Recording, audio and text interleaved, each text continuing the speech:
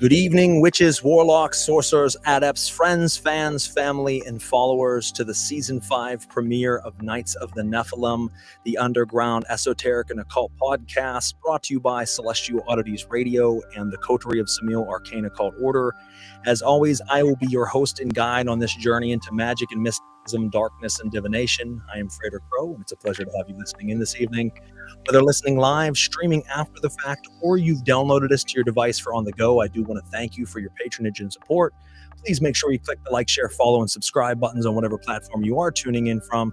Helps move us up the podcast community rankings, allows more people to discover the show, keeps you in the loop with new episodes as they air, and gives you unfiltered access to our past archives, not only of this show, Knights of the Nephilim, which, as we said, is based upon esoteric and occult science, doctrine, mechanics, theory, and ritual practice, but any of our other shows like Last Call, giving unregulated, raw, crazy stories of my life. We have Pawn Pair of Normal Guys podcast, where we talk about paranormal and supernatural phenomena and bring on callers and guests onto the show. Caniculum Obscuritatis, where we talk about devil worship and diabolism from the ground up and how to build that practice. And Uncovering the Underground, where we bring on artists and interview them from all over the world. So we have a lot of great underground entertainment. Feel free to watch what you like, share it around. And I do want to explain something tonight, with it being the kickoff of the new season. Things are a little bit different this year. If you are a visual person and you want to watch it visually, you can do that through the Knights of the Nephilim Frater Crow Facebook page, the Knights of the Nephilim and Frater Crow YouTube page, the Frater Crow Facebook page, Knights of the Nephilim Facebook, Celestial Oddities Radio Facebook, and the Coterie of Samil Facebook. And those are live during our episodes from roughly 9 to 10:15 p.m. Eastern Standard Time. Directly after that, the recorded episode, for those who just like audio, will go up on Spotify, Deezer, Spreaker, Castbox, Google, Apple, Amazon, you name it, we're on it, and soon to be on iHeartRadio as well. So you can listen to those. I know a lot of people like to listen to it at the gym, at work, during their travels in the car, and they don't want to do the YouTube or video thing. We're back on just audio platforms also. So listen where you like. For those listening live, if you leave comments, we can throw it up on the screen. We will read them off. We'd love to have you interacting with the show. So we are happy to be back. It is almost exactly 2 years since the last show, our last episode of Knights of the Nephilim, which was in 2023 in September. So we are happy to be back, bringing on a jam-packed lineup of amazing occultists, authors, practitioners, and we're kicking it off right this evening. So why don't we go ahead and jump into our guests here. I will read who they are, what they do, and then feel free to ask your questions as I deep dive into their minds and see how they work. So first, we have Jon is the founder of the Violet Gateway and Gateway Publications. He is the author of Asya Kaluksa and Zachiel, the Stargate of Christ, Aziel, the Book of the Fallen, and Esoteric Prayers, a metaphysical reflection of Salat. His work blends Eastern and Western traditions with Quranic esotericism and Islamic magic, offering a path of ritual mastery and inner transformation through the inner school of Tariqa Noor al-Khaliq. With a degree in kinesiology and professional experience in the field, Jon bridges biological science and mystical practice. He holds certifications in Egyptian Sekhem Reiki in master life coaching, meditation, teaching, color therapy, fitness and nutrition, and wellness coaching, creating a grounded yet potent spiritual path. We have Orlee. Orlee is a Gnostic Bishop, witch, psychic medium, spiritual coach, yoga teacher, and internationally exhibited artist. Her artwork and writings serve as talismans, gateways to other realms that awaken and transform. She's the creator of the Cyberwitch YouTube channel, which has over 30,000 subscribers and releases new videos on occult topics weekly. Through her website, thecyberwitch.com, she offers classes on tarot and magic, tarot readings, ritual work, and spiritual consultations, where she guides with her wisdom in yoga, ritual, and tarot. With almost 20 years of training in magic and esotericism, Orlee channels the unseen into art, words, and ritual to guide others. Together, they invite us to journey beyond the veil, where the seen and unseen merge, and transformation becomes inevitable. Ladies and gentlemen, I am very pleased to introduce you to Jon Vermilion and Orlee Stewart. Welcome, guys. Hi. Hello. Hello. It's a pleasure to be here, man. It's been a couple years. It has been. For those listening out there, both of these guys are return guests to the show. Jon, this is your third time on. Orlee, this is your second. And this time they come together. It's wonderful to see that we interviewed them independently, and now they've come together as a power couple and return to the show, which is truly beautiful. So it's wonderful to have both of you back. Thank you. Yeah, no, it's good to be here, man. It's very good. I'm glad you brought it back. It's Absolutely. Yeah, I'm really excited to speak again today. A lot of people were asking for it. I didn't know if another season was going to happen. There was just so much going on with different things. And then it's funny because things never got any less chaotic. They only got more chaotic. And then I still decided to bring it back. So it's usually the case. Yeah, now there's a bunch more shows going on at the same time that I do, and just a lot of other things happening. But it felt like the right time in time to be able to bring it back, bring on guests, share this information, get it out there. And I'm very excited to do that tonight. We already got some comments coming in. Kelvin said, "Good evening, everyone." Good evening, Kelvin. Good. Hi, Kelvin. Thanks for joining us. All right, so let's go ahead here. I wanted to pull up. So you guys, I'm going to kind of start with something you guys recently released, and I wanted to talk about it anyways this evening. And then your recent video said, you know what, I'm going to go ahead and we'll jump in there. Yeah. Obviously, Jon, you've written a very pivotal work I have here in front of me.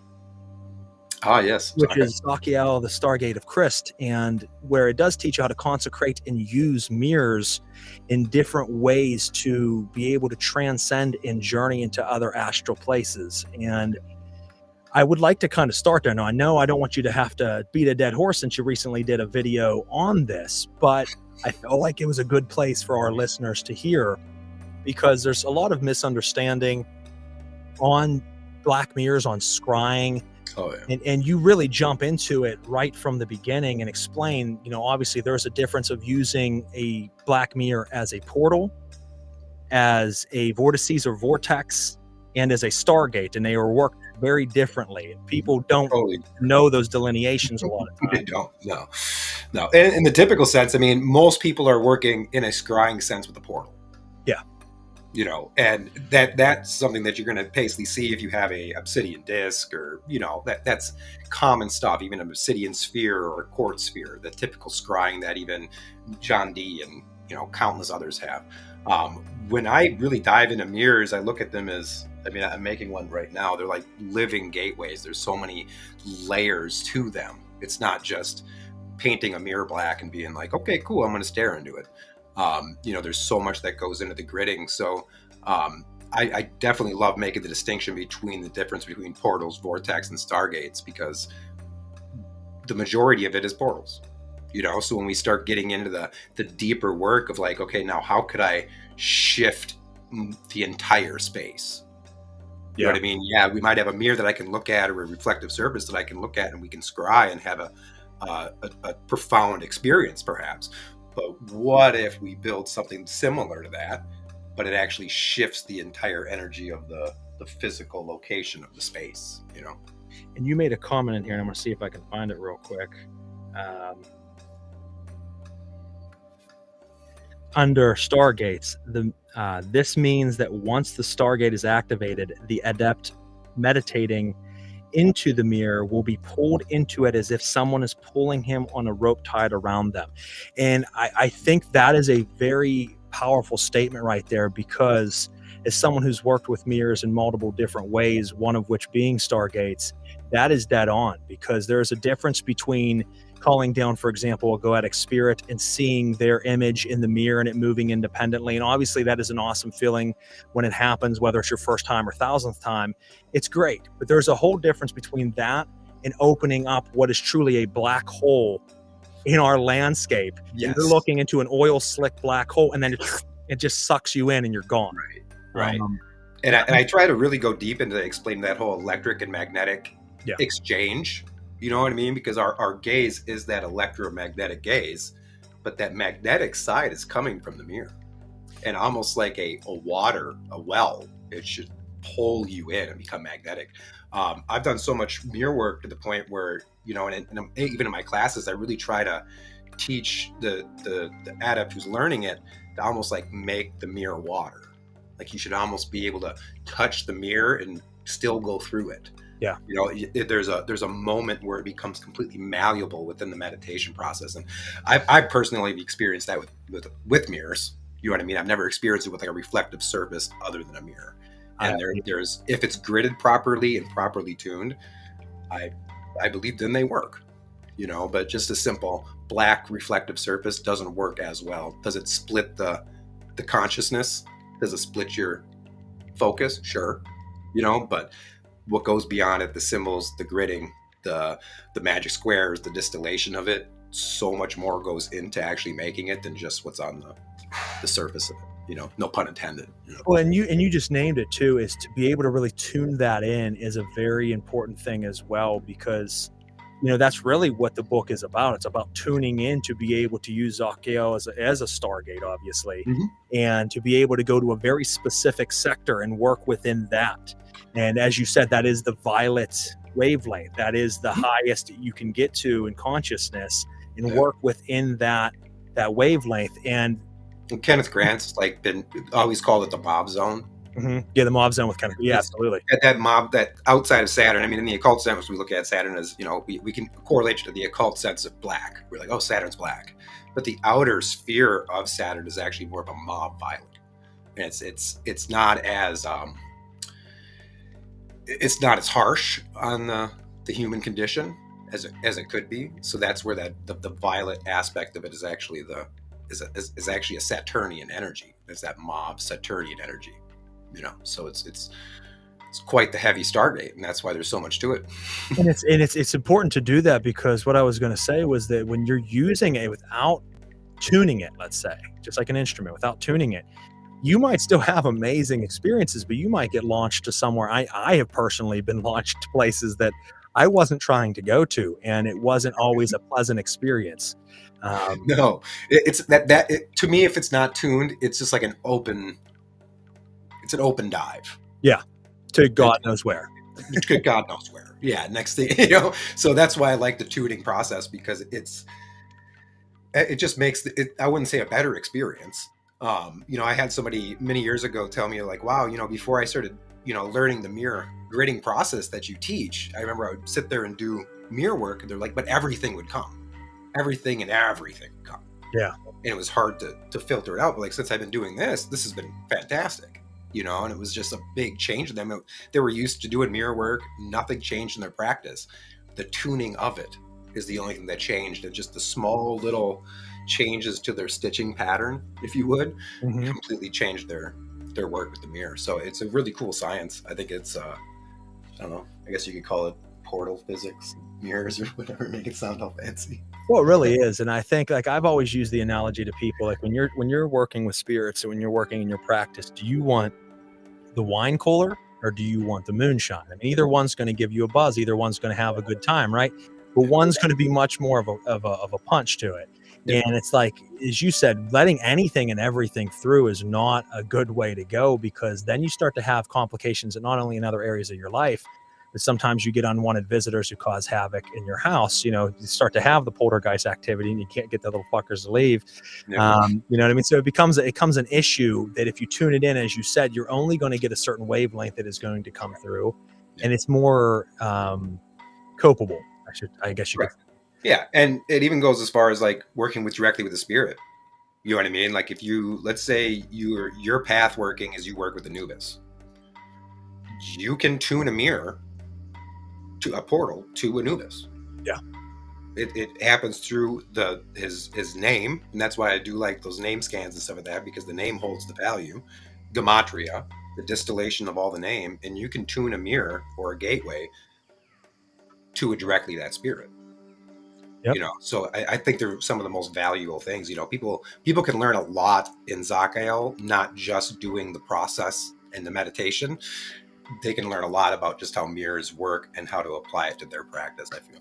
And that's why a big part of this show is, and I always mention occult and esoteric doctrine, mechanics, because the mechanics behind it, Zachiel can be used exactly as you explain in the book to work with that Stargate, but the formula of that practice can be used for anything.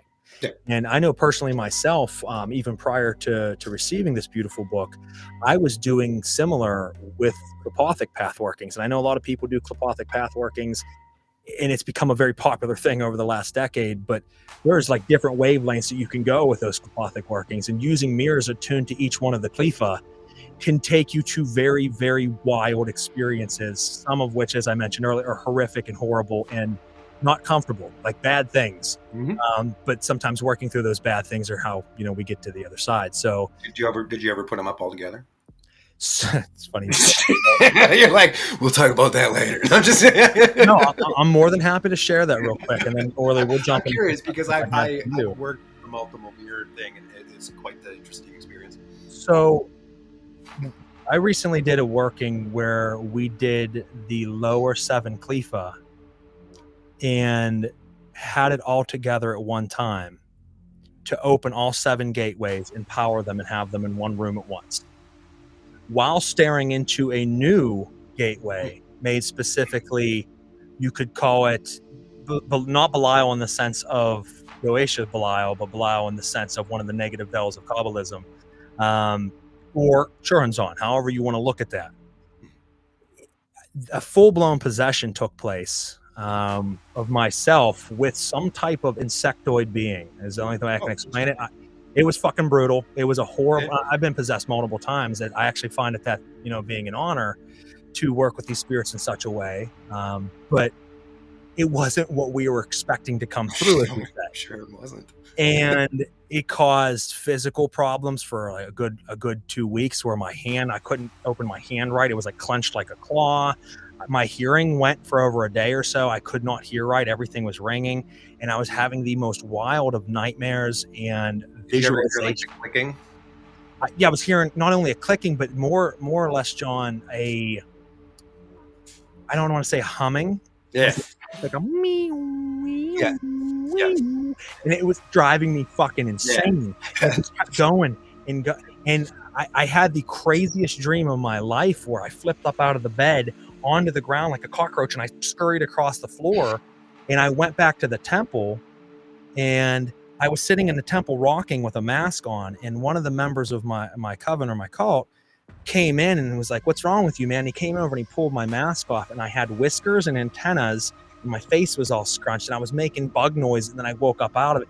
But needless to say, I've had a lot of crazy experiences in my life, but doing all 7 gateways at one time while opening an 8th might have been too much. I don't know. I don't know yet. This was just a few weeks ago. It's still setting in. Violent possession that I've ever had. That's very interesting. Yeah, I had a feeling you probably used all of them at once. That's why I asked. So I was like, knowing you and me, we probably did it. And the plan is once I finish the remaining 3 or 4, I guess you could say, because for Samil, I'm going to do one for Moloch and for Samil or Satanas. But cool. The plan would be, once this is all officially, I've gone through each mirror, each gate, I'm going to do all of them at once. But I'm kind of like making sure I want to do that, because obviously the past experience. this is getting the feet wet first. Yeah, I don't mind. I mean, normal possessions haven't been too bad. It is not always great, but like I said, the bug thing was a little out there. It was true, and as we mentioned Kenneth Grant earlier, it was some true Kenneth Grant, Typhonian, Otherworld, Mob Zone, insectoids. Yep. Yeah, I've dealt with the insectoids. The insectoids are pretty popular in the whole ET UFO world. Yeah. You know what I mean? So they've been around a lot longer than that, for sure. Well, and that's funny, because I was talking to someone else, and they were like, "Oh yeah, these beings have been around since the beginning of time, man." They're like, and I was like, "Well, it's one of the funny things is you have a lot of people in the occult scene who knock Grant, who knock anybody who's into Lovecraftian type of magic, and I always look at it like, you just have never reached that platform." And that's okay. There's a million other levels that you can do that are beautiful of ancient grimoires and tomes. But they start to get into the spacey stuff and Lovecraftian and Grant stuff, and like that's all fantasy. And I'm like, no, bro. No. Like, you start into it get real quick. You really want to see God? It's definitely real. Yeah. When the aliens come down and bug creatures start crawling on the walls, you know that shit's getting real wild. Yeah, that's when you know. Yeah, that's like, oh, I'm a knower now. Oh, that's what it's like. Let's throw some of these comments up, and then Orlee, I got some questions I want to Colin check is for here. you. Yes. First, we have Ureli said, hello, everyone. Awesome to see you. Hello, hello. We have Colin saying, good evening, guys. Glad to see the show make a comeback. Thank you, Colin. We're very glad to be back. Thanks, friends, for turning up to the show. Natasha said, all together. Yes, and about the mirrors of the 12 gates or the 11 gates of the Cleveland. Baby steps grow. We'll see. Baby steps. We'll see. So now let's jump into some of these. My thing is take a head first dive. You know, I'm a mixture of both. Go cautiously, but go hard. Yeah. I make sure I got my warrior gear with me, but I'm jumping into the black hole and seeing what's in there. Yeah, for sure. And that's the only way you can break boundaries, man. That's the thing is like if you're not breaking boundaries, then what's the point? All right. I'm used to my new chair. I got new chairs. I'm wiggling. I'm not used to the arms yet.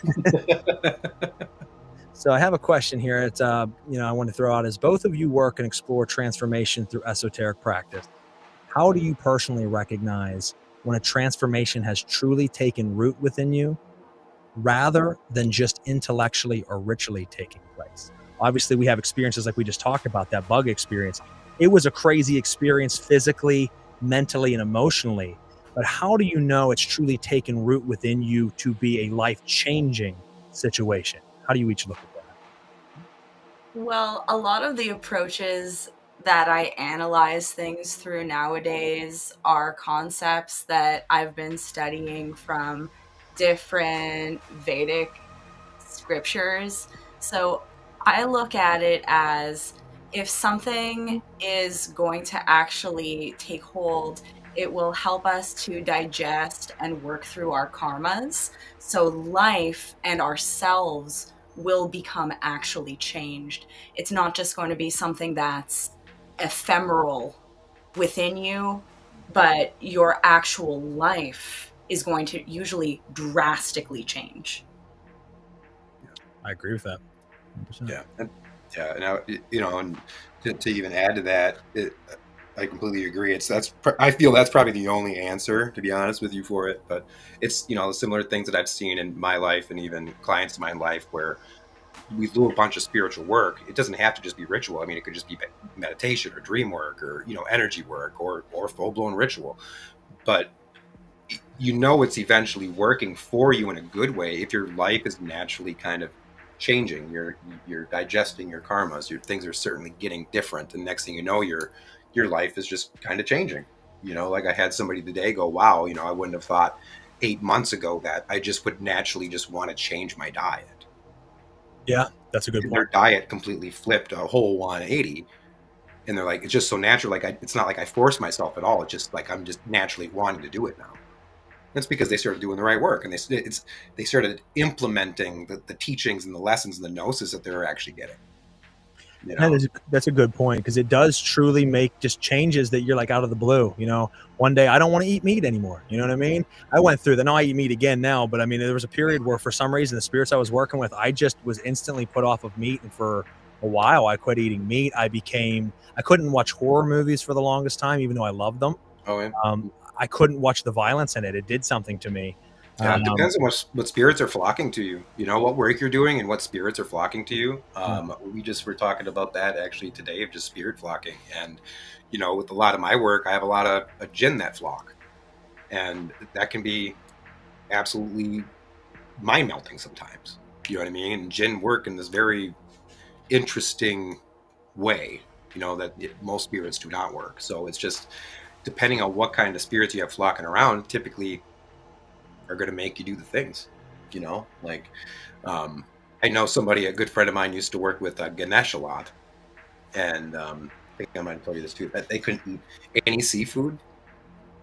It was like a pact with Ganesh that they couldn't eat any seafood. Nothing. Interesting. They did that for like 6 or 7 years. Wow. And I was like, oh man, I couldn't do that, man. I got to eat salmon. I was like, I can't do it, and that's actually something that's very respectful, that if you're working with the spirit and you're not going to do the things that would align you to the spirit, then you probably shouldn't work with that spirit.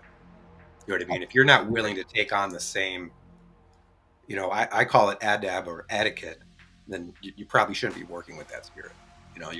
Your energies and your temperaments probably wouldn't match the best. Yeah, if you're going to go in and truly work with the spirit, I think you have to. That's why I've always talked about in the past, and it's a lot of people have, but like the Pokemon conjurers, you know what I mean? Like you got to catch them all, and you're constantly working with different spirits. And I've always been so against that like for anybody that I teach or anybody that's a part of my cult, you work for usually 2 months at a time daily with one spirit, if not longer. That's a very short term, but it's saying every night you're doing mantras on that spirit. Every day you are reflecting and reading and studying. Even if you already know what you're studying, you can read the same passage 1,000 times, but by keeping reading it, keeping it on the forefront of your mind, by doing your mantras constantly, and then obviously rituals throughout those 2 months, you form a true connection. And you don't need to work with 1,000 spirits. You only need to work with a few. If you have a really strong court, we said, John, it never hurts to explore. Never hurts to explore and go fuck with insects. But you know what I mean? Like you need to have your court and have a strong court. And I feel like too many people just want to say like, oh, I've conjured 57 of the 72. And it's like, no one cares. Like what relationship do you have with those 57? Correct. 57 people, how many of them are your friends? You know what I mean? Like exactly. So now another question I wanted to pop up here was how do you discern between true spiritual contact and projections of our own psyche and consciousness? Because both are extremely valid. Both can be dark, both can be uplifting. And sometimes it's hard to tell between projections of your consciousness and an external being. And like I said, they both can bear their own fruit. But what do you think is the best way that you two suggest to be able to differentiate, between those two things? Well, where I like to start off in this question, usually when people ask me about it, is I personally think that everything comes from our consciousness. So often we're met with that misquoted passage from Aleister Crowley, where when it's taken out of context, people say that Crowley said that the demons are just aspects of our own mind. But when you continue to read the full essay that is from, he talks about how everything is from our minds. Yep. So that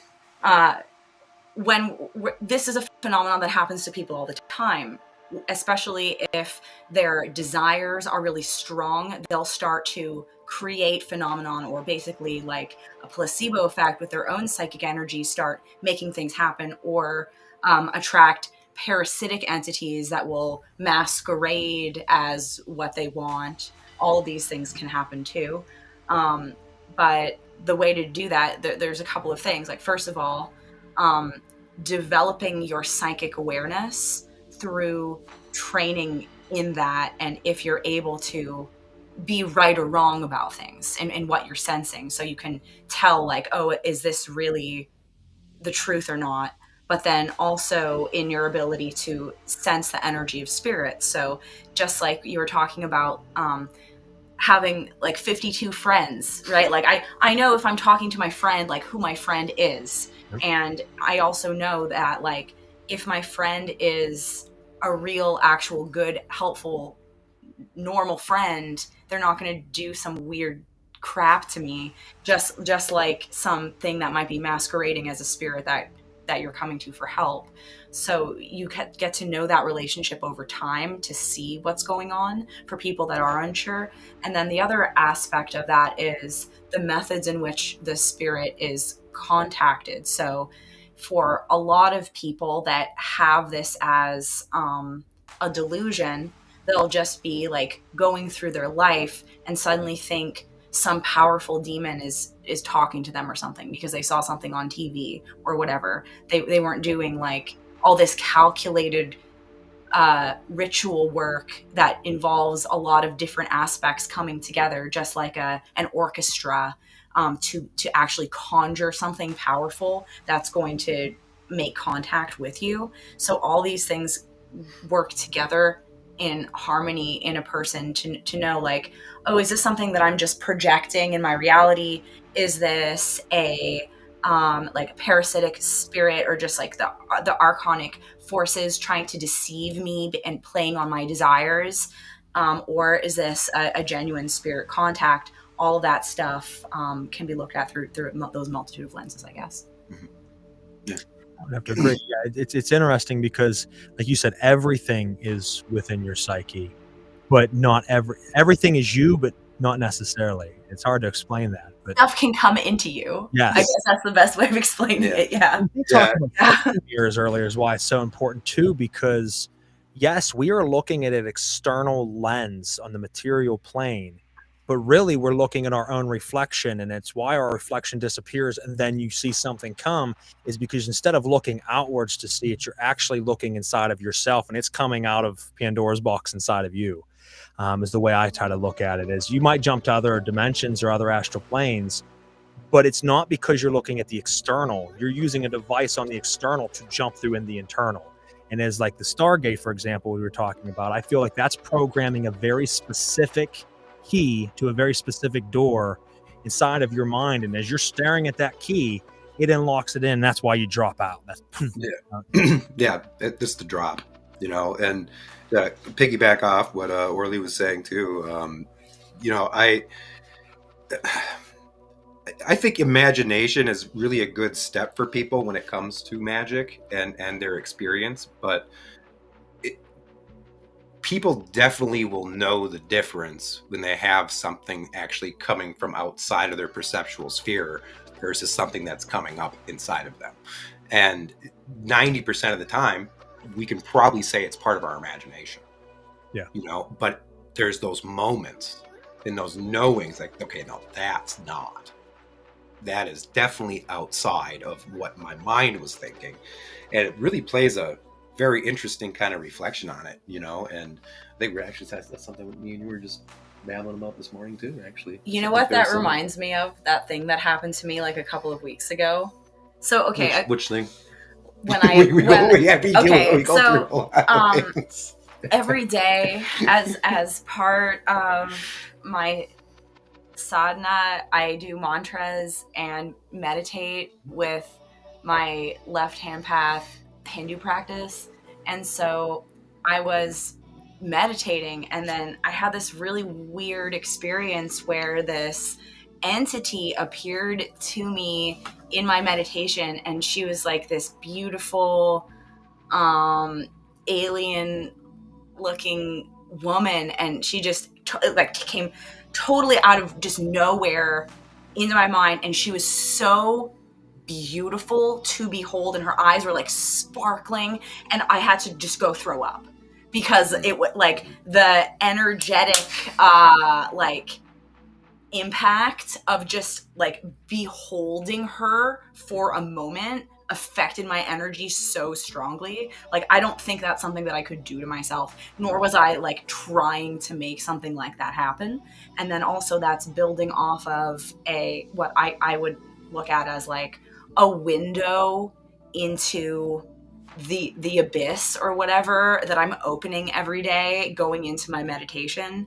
So things could come through there, but things like that don't normally ever happen. So that's something else where it's like I wasn't trying to make that happen, but when you have those kind of experiences, it is something that isn't something that you could just be like doing to yourself. Mm-hmm.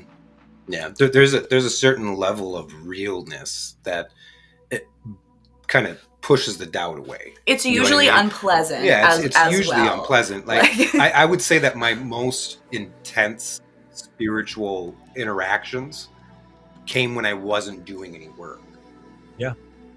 It would just come out of really nowhere. But it was because you were doing all that work, it's because and it you were changed your doing energy. all the work, and then eventually it coalesces up with it. We expect it to happen during our work, not thinking that like the work is what needs to be done for the interaction, but the interaction is going to come when the interaction needs to come. Right. And I think at that point of doing the work, I think is when people typically can easily become wrapped up in imagination because they want the thing to happen so damn bad. Expectation. You're sitting there expecting, and next thing you know, it's like, oh, Belial, and they'd see Belial, but that nothing really happened. There was no actual shift in the perceptual lens. There was nothing happening. Yeah. It was just the imagination. But we need that. We need that imagination and that link to be able to connect it.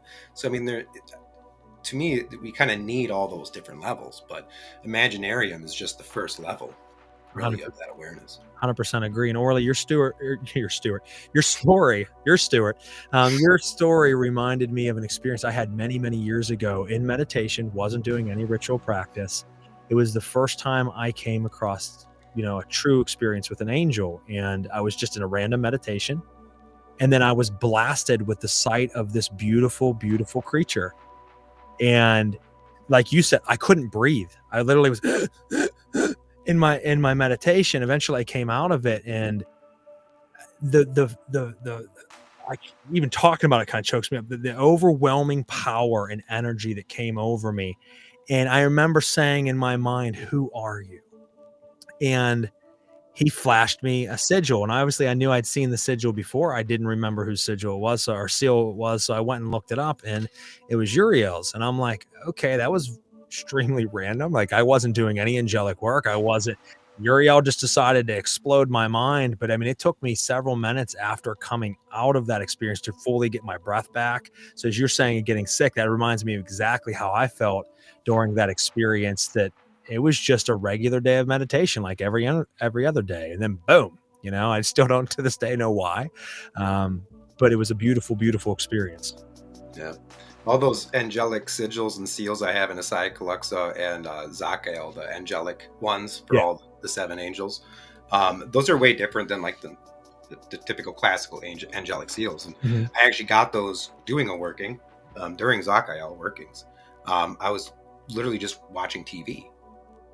And that's how it was. I was just watching TV, and next thing you know, I had this extreme pain behind my eyes, like really bad.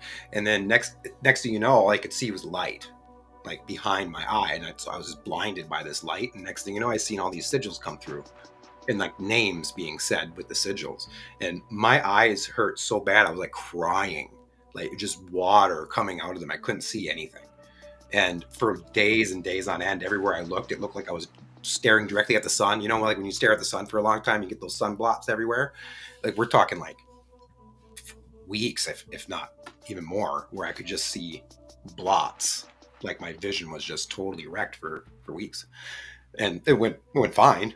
You know what I mean? The sun blots went away, but it was so painful and so bright. And these divine moments, the past the Imaginariums, typically have a strong physical effect. Yeah. Like in Orlee's case, any kind of, growing up after that kind of experience, we can typically see that as like the solar plexus being very, very stimulated and everything's coming up.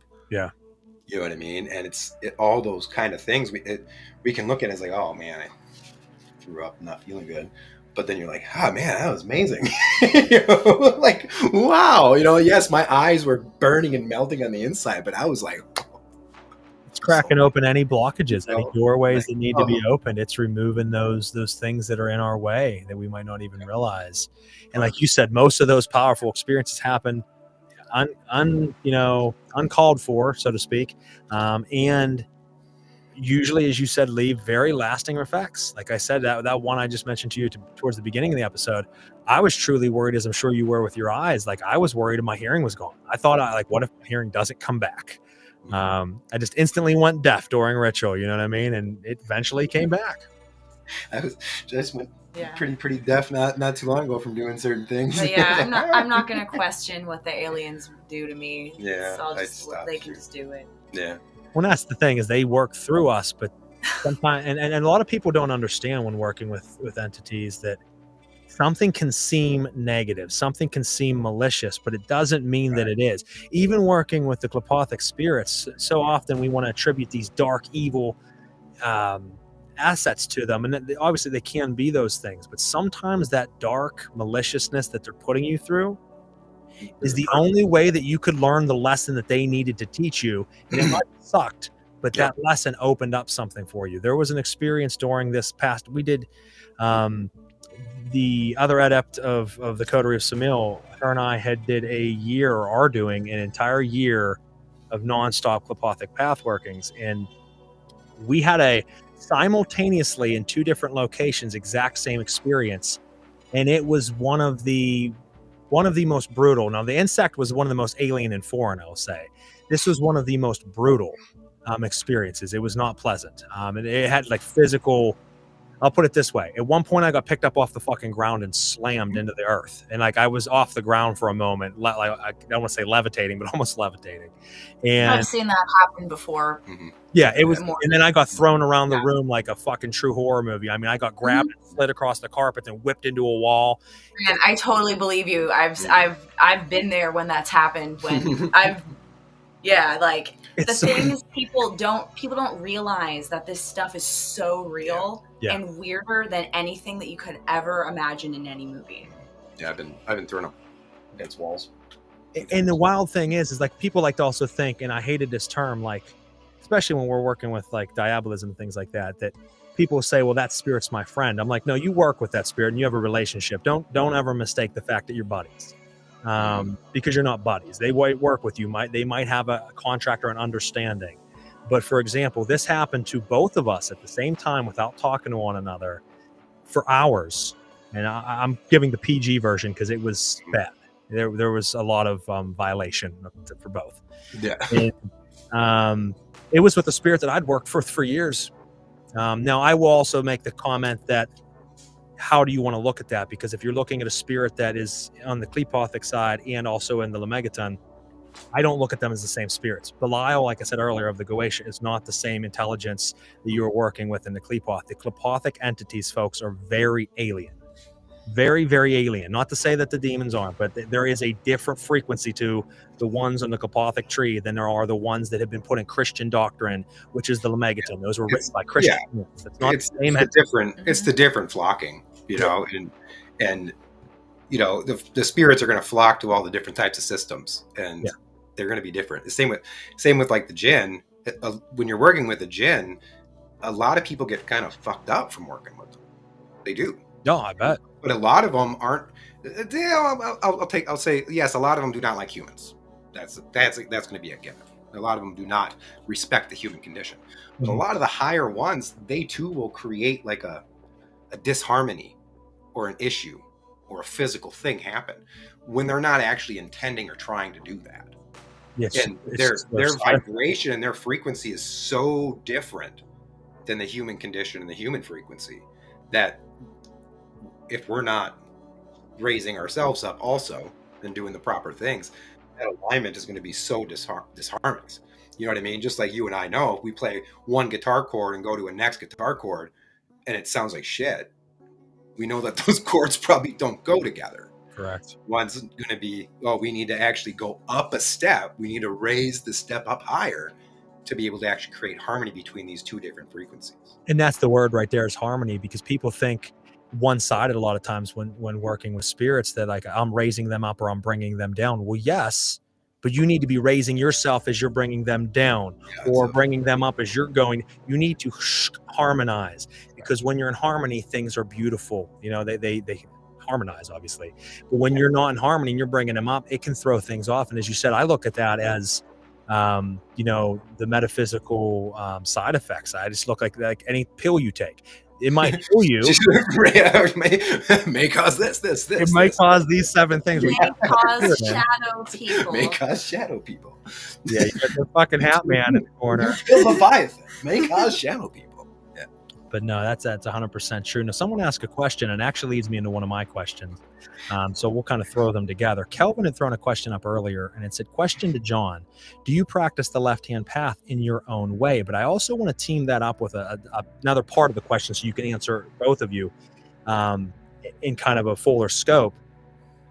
We look at, as a diabolist, a lot of times people, it's fun to be nice and spooky and, fuck angels and this and that. But I think once you're at a certain level of your progression and once you're at a certain level of your growth, you understand that we're not listening to the words of man talking about angelic and demonic battles and things. You're working with these entities and you can work with them side by side in different workings, maybe not the same night. But I want to hear what your guys' takes are with working with entities of multiple classes, and also how you look at Kelvin's question, John, because I start to really dilute the left-hand path, right-hand path thing. I don't give a shit about your left-hand, right-hand path. And that's not to you, Kelvin. That's just in general. Right. Yeah. There's too much emphasis on what side of the road are you on? Fuck the road. There is no road. We are the road. I would say I follow a straight path. Like, you know, I'm not veering left and I'm not veering right. I work a lot with just intelligence. You know what I mean? And that's the thing. Like in my own practice, I wouldn't say I subscribe to left-hand path or right-hand path, me personally. And it's more about if the working calls for it. If I need a demonic intelligence, well, then I'll work with the demonic intelligence. If I need an angelic intelligence, I'll work with an angelic intelligence. And I think that goes down to the demeanor and the alignment of the practitioner that would be able to do that and not just be able to stick with the left-hand path and, you know, be like, oh, I only can work with demons because of Jesus. Yeah. You know, to me, that just doesn't make any sense to me. And, I study a lot of the Quranic sciences and, the Islamic magic. And, a lot of people look at me, oh, he's a Muslim.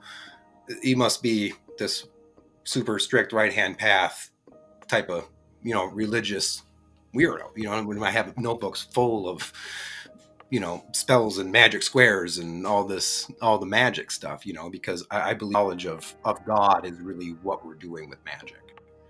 When we get lost in doing it, we're like, oh, I need a new car, and you're just doing it constantly for frivolous things. I think that's when we kind of get lost in it a little bit, So me, I kind of follow more of a straight hand path, I guess. So you would say the straight path, and a lot of people typically don't ever get there, because they're constantly always swaying back and forth. Yeah. I think there's too much distraction these days. It pulls people in too many different directions.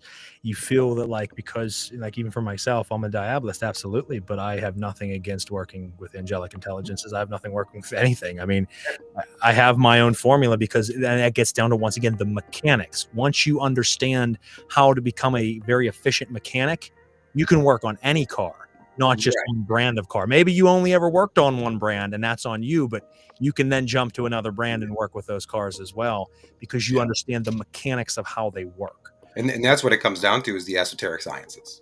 Yeah. I always tell people I don't practice occultism, I practice esoteric sciences. And because I know the esoteric sciences so well, it doesn't matter what the working is, I can work. Yeah. Because if you know the science, it's the rest of it is just pulling the threads. And you can and you can use angels to kill and demons to heal, folks. So they're really, it doesn't have angel to one is a demon to another. Exactly. Look at the Sword of Moses. I brought this up in the past, but the book of the Sword of Moses is really just an endless incantation to call down angels to do horrible things. I mean, it's all about destroying and killing your neighbor and doing all kinds of wild stuff that the Hebrews at the time when they had written it were using angels for destruction. And so often people are like, oh, they're light and fluffy. I'm like, they're not light and fluffy at all. No. Their encounters, as we just talked about a little bit ago, are overwhelming to the human body and psyche. And depending upon what the ones you work with, they're terrifying. A lot of humans, today can't handle that. You know what I mean? Like, even if they were in the vicinity of an actual prophet, they probably wouldn't be able to handle the energy. Yeah. And that's not a demon. Yeah. That's a prophet.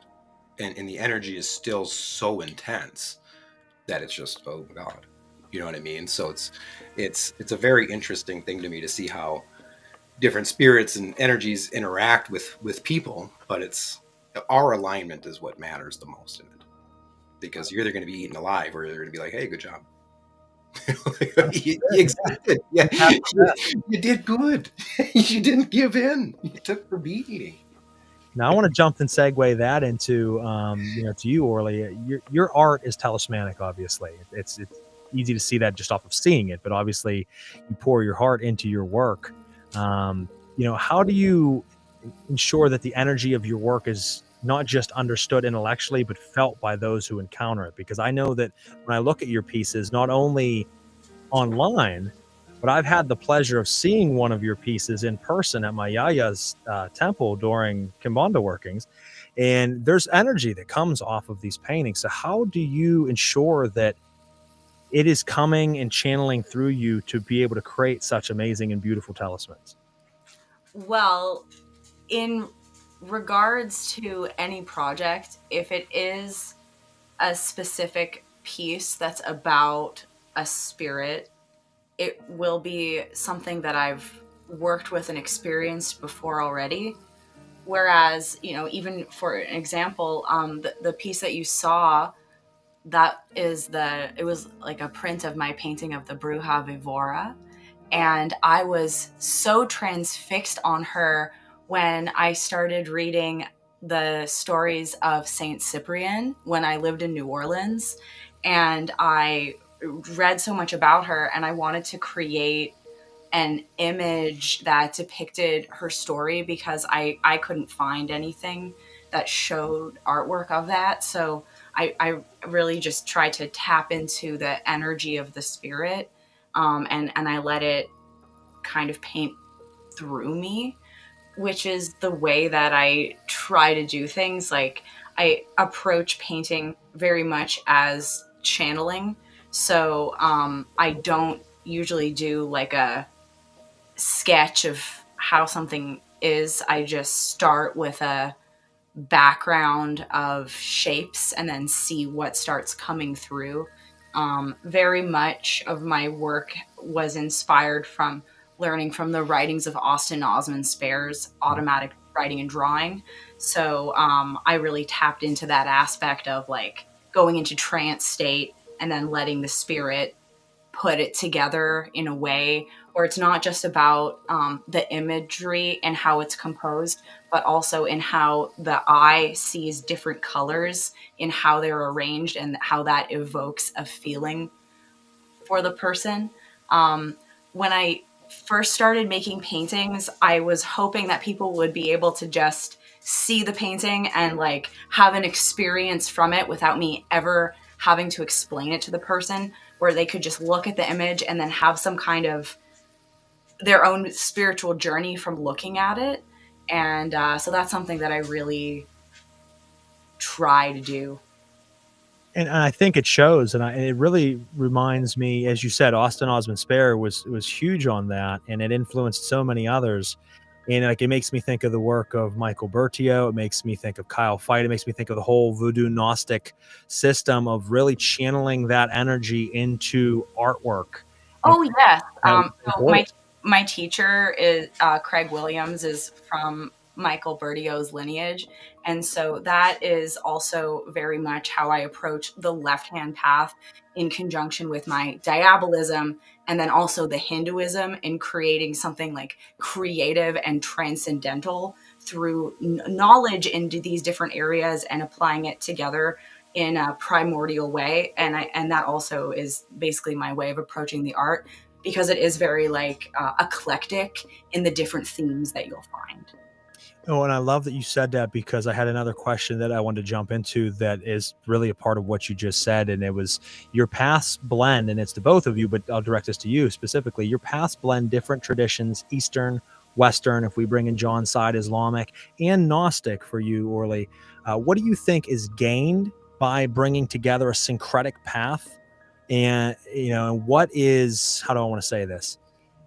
What is possibly lost, because there's a lot of I've talked at length to people, for example, with the goetic path, that'll say if you don't follow exactly to a T the way that it's done, then it's blasphemy. Pretty much, you're not doing it right. And it's like, well, no, it's just not doing it the one way that but there are people who are diehard traditionalists, and then there's other people who bring together syncretisms, such as myself, such as you guys, to bring together something new and more powerful, or equally as powerful. I don't want to say more powerful.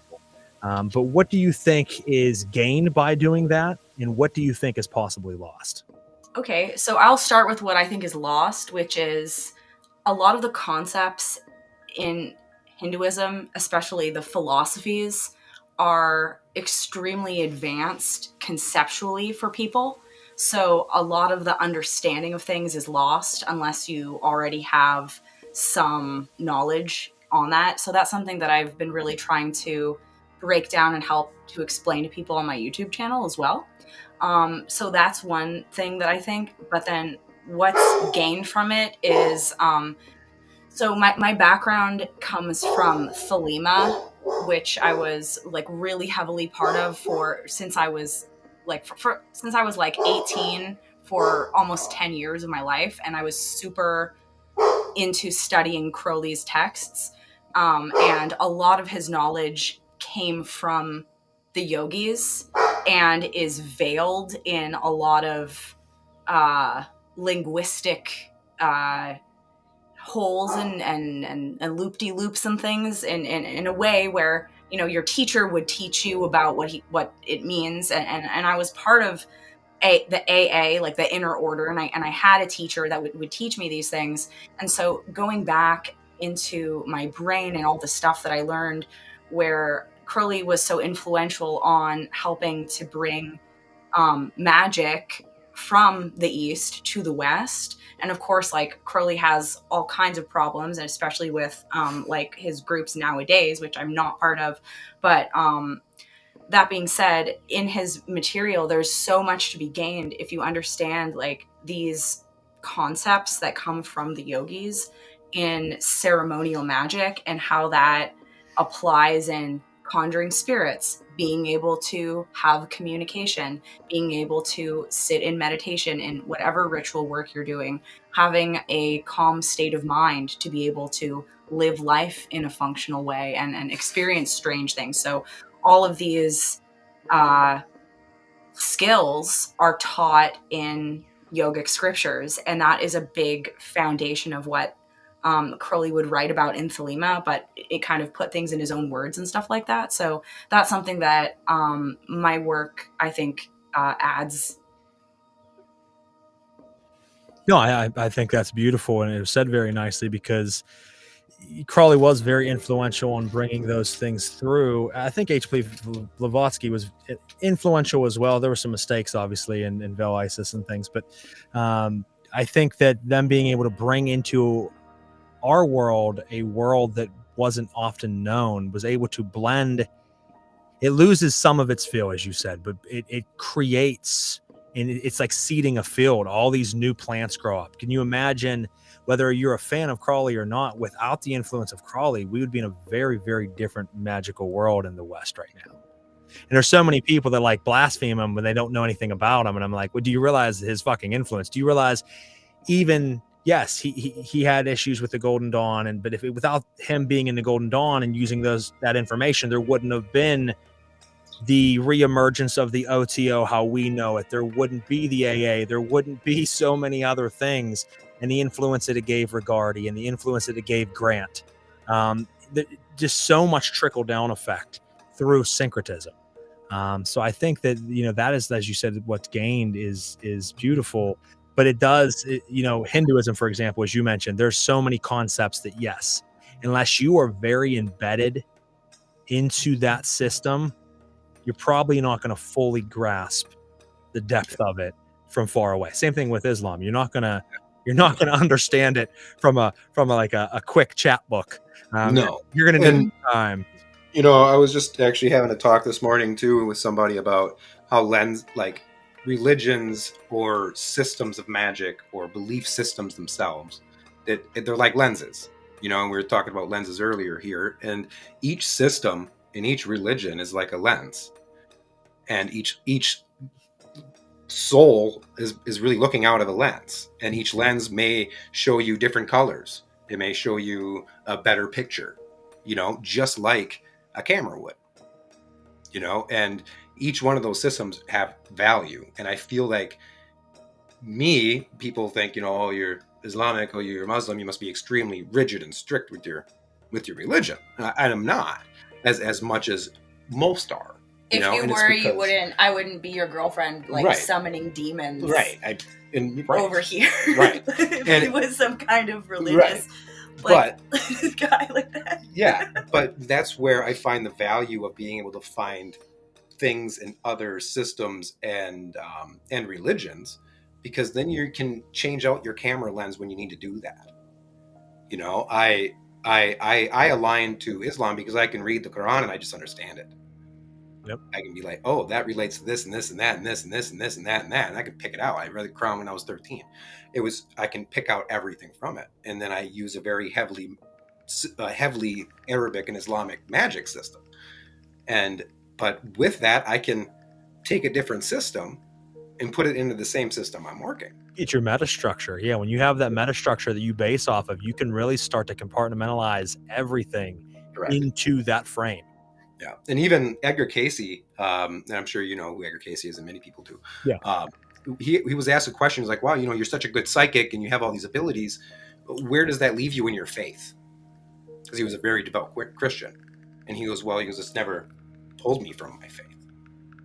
You know, so these psychic abilities and these ascended, weird, paranormal abilities that Edgar Cayce had, it still never pulled him from his faith in what he had. You know, and I think everybody in a different other types of religions, whether it be Hinduism, whether it be Islam, Christianity, even Judaism, if they actually can open their minds, they'll realize that there's so many similarities between it. And next thing you know, that there is no LHP, there is no RHP, and it's all in this one thing. Yeah, and that's a bunch of humans fucking bickering over it. We tend to always find something to debate about, the right hand path, the left hand path. And then like in the satanic community, it's always, are you an atheist or are you a theist? Well, it depends on what your definitions are, because I believe that everything's inside of me and I am everything and everything is me. So then you just start having a conniption in front of them. You know what I mean? Like, oh, like, I guess in a way I'm atheistic, but at the same time I love deities. So I'm and it's like, I don't care. Like, I don't care about arguing over it, because you transcend so much past that in mind that it has no point or structure to you. And we do have someone, I want to read a couple questions here, and I know that we're running low on time. The Traveling Alien Trip Check said, would that be kind of like chaos magic, mixing different practices? It depends on your perspective. Yes, chaos magic is mixing of a lot of different things. You tend to have a lot of extreme chaos magicians where it's anything goes, and that's okay. But at the same time, no, it's not, because even with anything goes, you should find and synthesize what works, what doesn't, cut it down, and use a defined structure, as we were just talking about. There should be a common thread. There's a difference between just making stuff up creatively and like being educated in different areas and finding ways where they bleed into each other. 100%. If for the Traveling Alien Trip Check, the fucking name's hard to say. You should read a book called Chaos Craft from Julian Vane and Steve D. And it's about chaos magic, but it actually talks about exactly that. It talks about the fact that chaos magic is a syncretism, but there's a difference. He uses another term, and I can't think what it's called. No, he says, I don't like to use syncretism because there's actually another word. Like I said, I can't remember. I read it a long time ago, but it's worth a good read if you're looking for something that's going to kind of break down those delineating lines. A couple other things we got here. I have someone that said cat orange whistle. I have any fucking idea what that means, but thank you. And Brittany says hello. We have Brian says howdy. Hi, guys. We're going to do a few more questions out there listening, and we'll wrap up. Thank you so much to everybody that is listening. Talking about syncretic paths, one thing that I adopted quite a while back that I know a lot of Satanists have a problem with, and I love it, is they consider it a Christian thing, although many cultures aside from Christianity have done it, is the role of suffering within your practice. And I know for myself, I have an extreme in my beliefs that, like, when I'm doing mantra, a lot of times using a whip for self-flagellation and beating yourself into trance actually is something that I reach deep levels of trance with. I'm talking thousands and thousands of until you're bleeding. And a lot of people say, what the fuck is that about? That's, some extreme. No, it's not. There's reasons that you transcend pain into deeper levels of trance work and spiritual contact. So I wanted to say, in both mysticism and magic, suffering is a catalyst.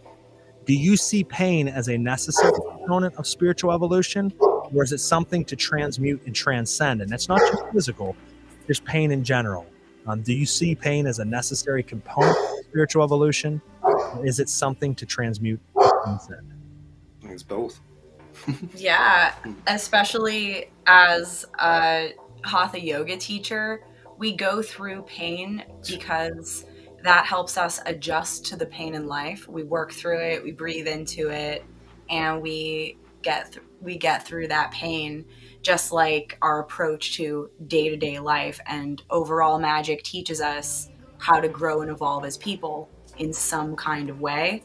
And in general, like from some Hindu perspectives, everything is suffering. Even having things that make you happy are lead to suffering, because you then don't want to lose that thing. So the idea is to not let that control you, and to understand that there's always going to be growing pains to rebirth, and there's always going to be suffering in life, because that's just how it is in this world. So what matters is like the choices that we make.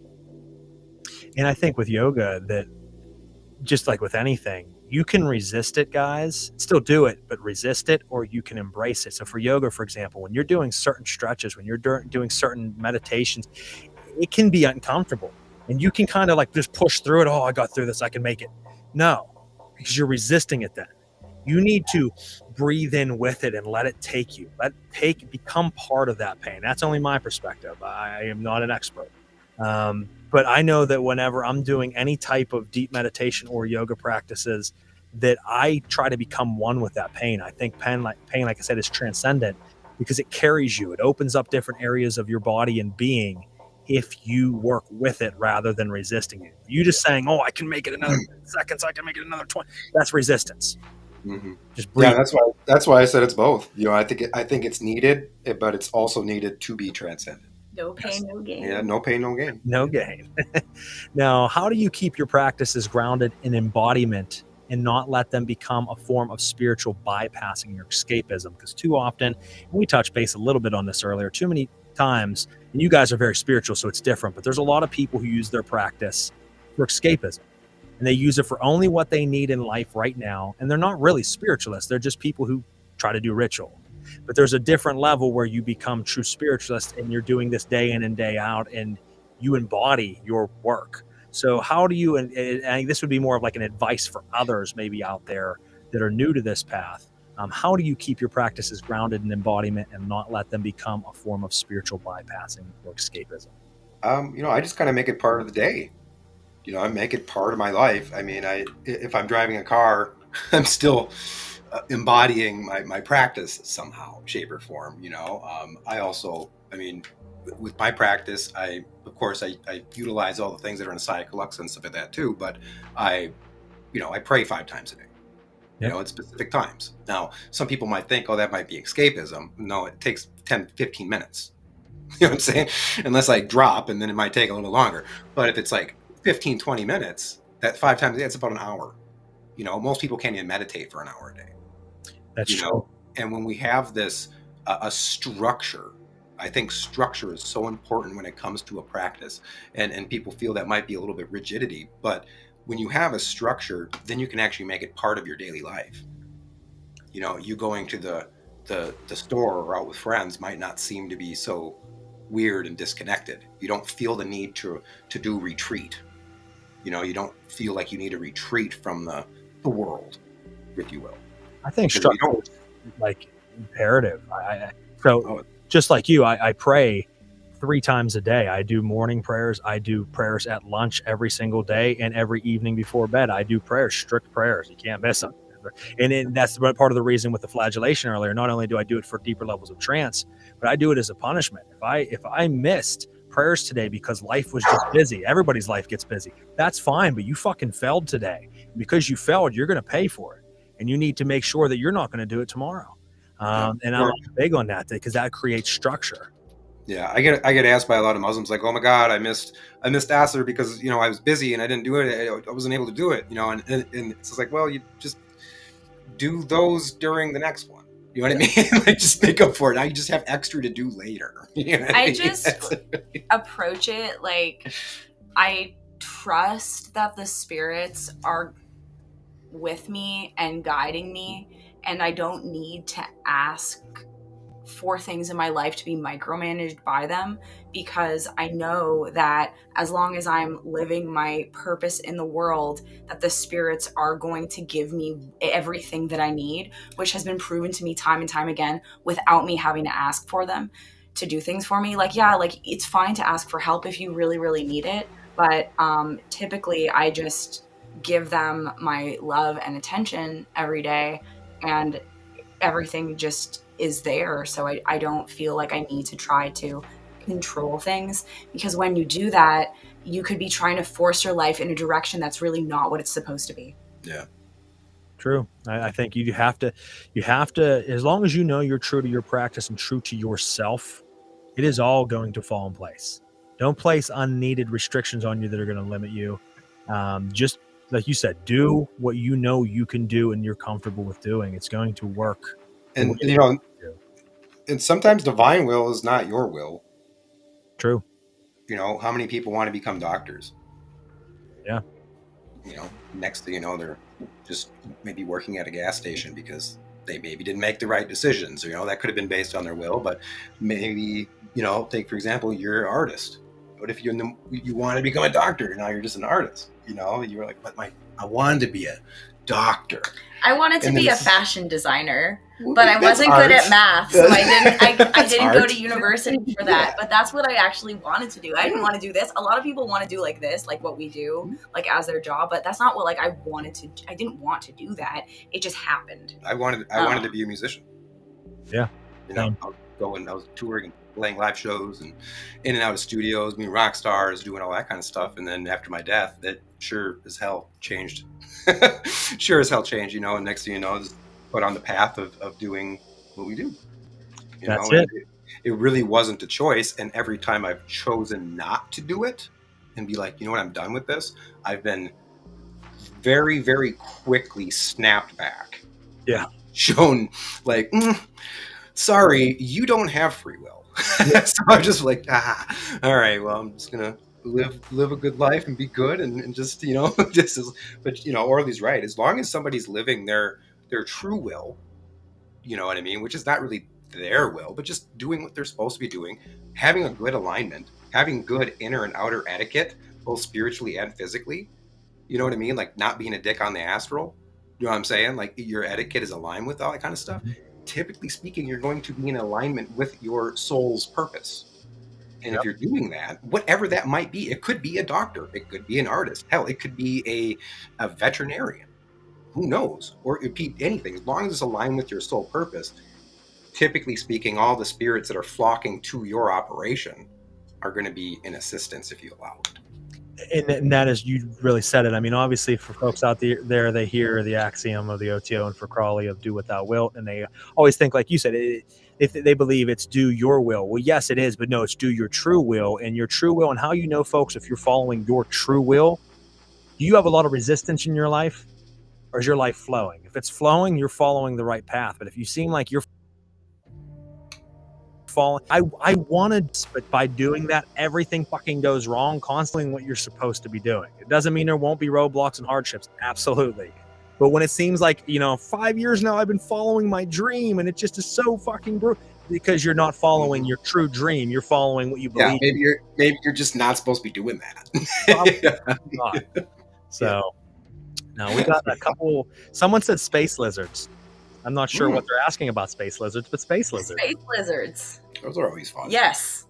No. Next question. We all like space lizards.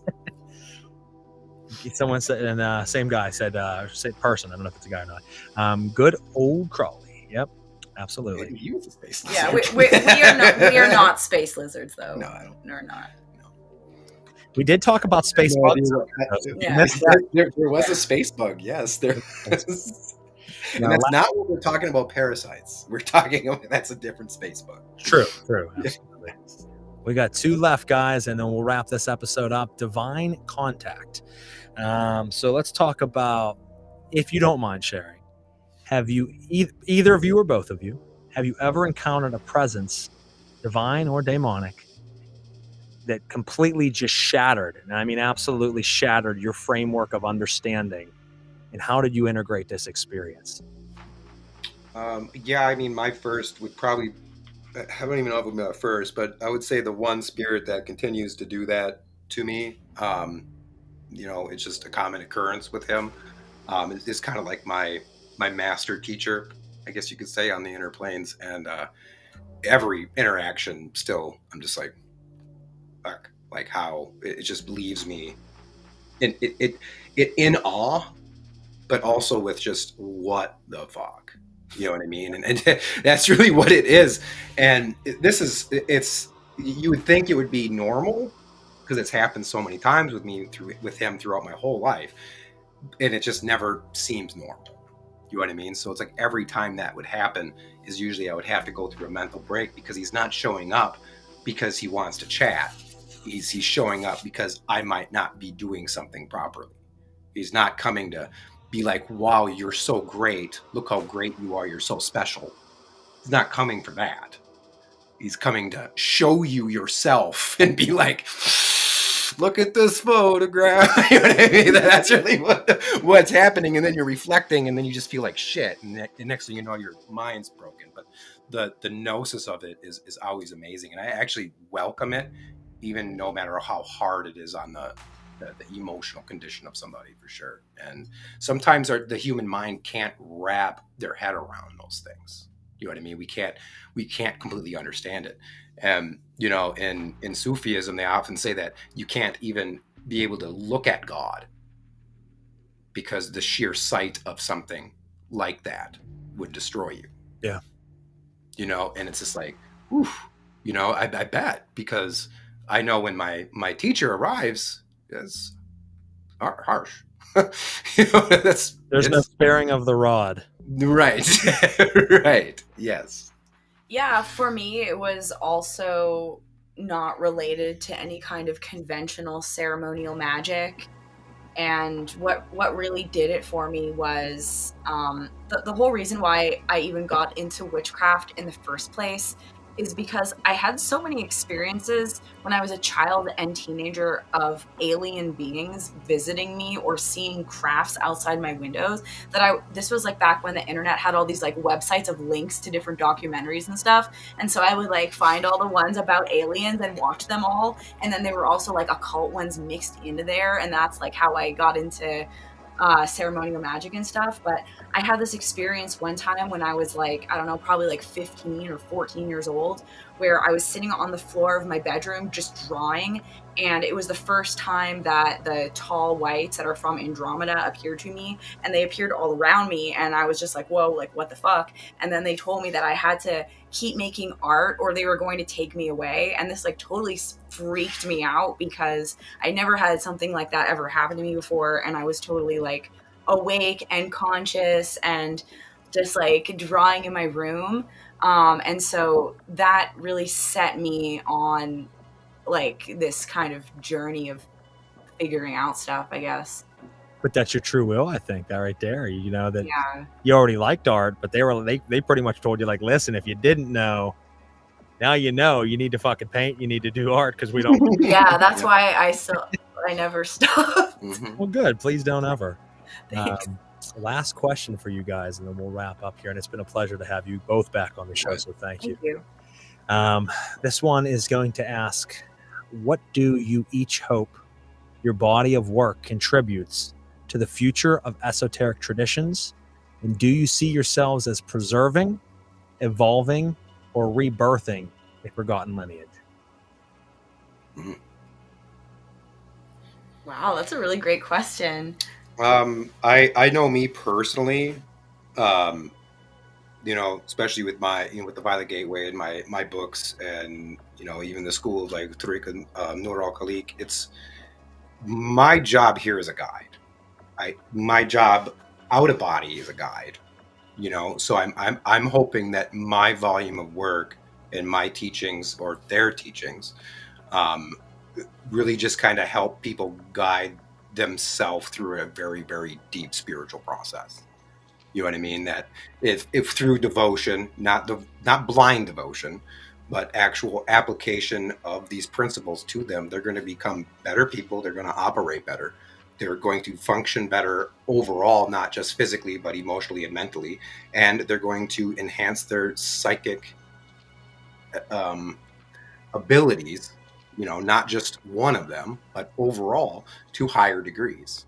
And really, I just hope my work helps people do that in the time frame that we're currently in, because the more people that do that, the better chance we probably have in building a better world than letting the current one that we have be destroyed.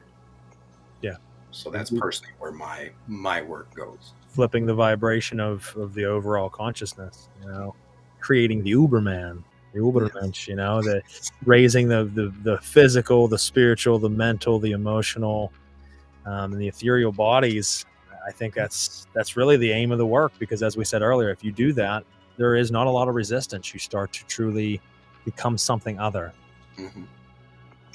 Yeah, I feel like what I'm doing is trying to help people get in touch with the spirits of the old gods, of the old ways, of the things that we have lost in the modern world over time, of helping people to really get to know themselves and to realize that we live in a world that's full of so many lies, including that we don't have this connection to the source of all information, to the cosmic mind within us.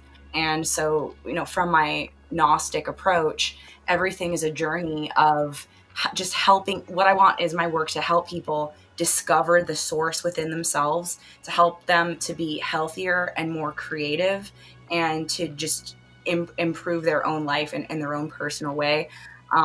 Really, what I care about most from my work of everything is my paintings and my art, because I think it's helping people to see other worlds. So I hope from it that it will help to revive people's inspiration and maybe even memories or atavisms of other dimensions and other times that they can tap into through the work. That's beautiful. Oh, 100%. Think that both of you have a great mission, and you're both doing that. I love watching both of you work. Everything that you've produced in the past, currently are now, and still will to come is beautiful. So thank you. I'll read one last comment, and then I do want to have you guys drop, tell us your links, tell us where we can check you out at. But this one says, "It's a new night. No longer will Luciferians and Satanists hide in the shadows in fear of worshiping gods different than the ones that rightfully rebelled from the insecure one up there." And that's true. Everybody should be able to worship freely as they see fit. And it is an awakening. There are a lot of people starting to find ancient paths again, breaking away from dogmatic religions. And it's a beautiful thing. And there's, as long as you're searching, as long as you're hungry, as long as you're stepping into the circle, there's a lot of growth there. So keep doing that, folks. And people got to keep in mind, it's man that made the dogma out of all the systems. Yeah. The systems work fine together. It's only who we got in and fucked it up by. Yeah, you can clearly see that. I personally, know that that's where Islam went. You read the Hadiths, you're like, none of this makes any sense. You can see where man started putting their thought into it. We have to be really diligent on that. Especially if you're reading old texts, understand that if it doesn't seem to align with divinity, it's more than likely a man's thought. Yeah. We're good for altering and ruining things, guys. Human beings they pretty much ruin everything that they touch, so that's why we're trying to raise people to be higher than their base selves, so that we can be in touch with divinity. And you start to see the fruits. You can tell when someone is truly working the cause and when someone is using the cause for their aims. Yes, for sure. Now, before we jump off here, Orlee, we'll start with you. Tell us where we can check out, obviously, your YouTube channel, your website, everything that you got going on right now that you'd like us to know about. Sure. So people can find my YouTube channel. It is called Cyber Witch. I upload videos every week. There's a lot of videos on there for people to watch about spirituality, occultism, demons, spirit companions, yoga, tantra, art.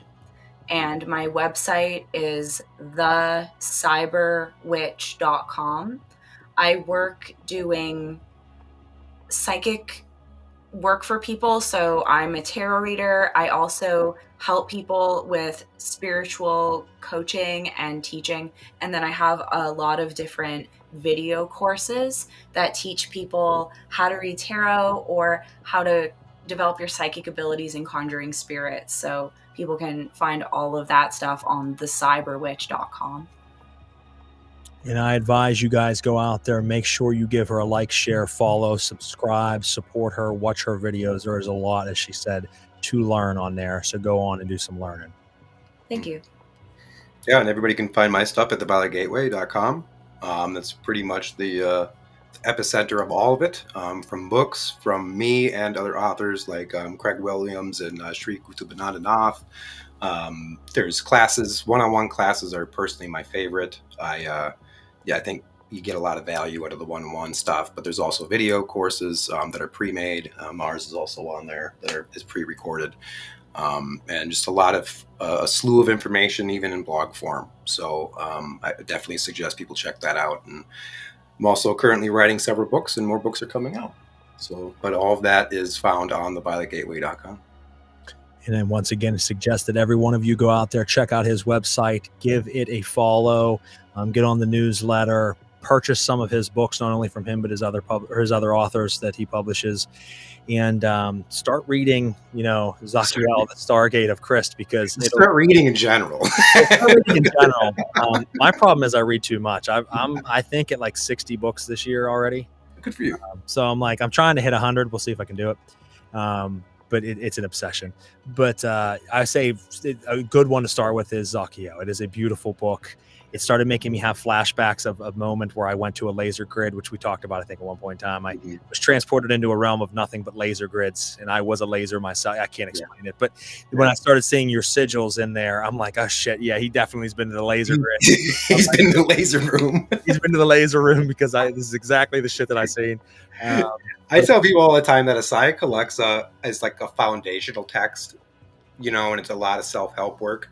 Zachiel takes the foundational text and allows us to kind of catapult ourselves. Yeah.